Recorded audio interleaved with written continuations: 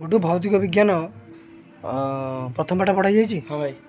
सब बुझा पड़ी भाई जारणा बुझा धारणा बुझा पड़नी हाँ ठीक अच्छे। अच्छा धारणा बुझे आज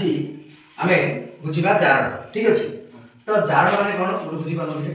जारण मान जेकोसी धातु जिते बड़े ऑक्सीजन को ग्रहण करे बा ऑक्सीजन सहित बंधुता करे ताकू आम जारित होला बोली कहू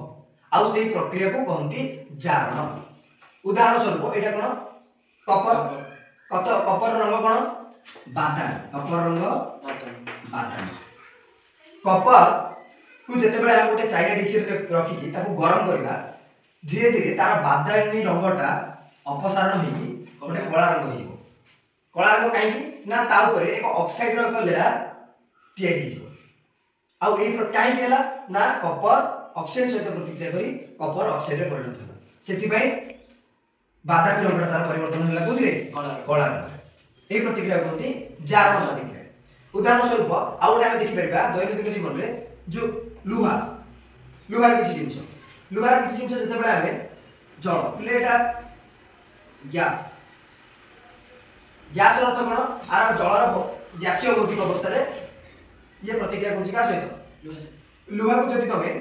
पानी भितर बुड़े रखि देबो ता भितर कलक लागिबाटा कम किंतु जदि बाहर एमती पकई देबो ता सहित जलीय बाष्प एटा जल नै एटा होछि जलीय बाष्प। लुहा जते बेले जलीय बाष्प सहित प्रतिक्रिया करिवो कोन हबो ना आयरन ऑक्साइड रे परिणत हो जिवो ठीक अछि। कोन गला देखो लुहाटा हाइड्रोजन को छाड़ी देला आ ऑक्सीजन को ग्रहण कला मु कहितली जारण माने कोन जे कोनसी धातु जदि ऑक्सीजन को ग्रहण करे ताहले ताको हमें जारित लाली कहबा आ से प्रक्रिया को हमें जारण प्रतिक्रिया कहबा बुझि पालो। एटा आयरनटा कोन हिची ना हाइड्रोजन को छाड़ देछि हाइड्रोजन गैस बाहर पड़छि किंतु ऑक्सीजन सहित बंधुता करछि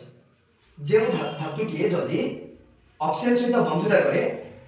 ताहले हमें ताको जारित होला बोली को। आर दैनंदिन जीवन रे भी बहुत उदाहरण अछि जेम तुम कहली आयरन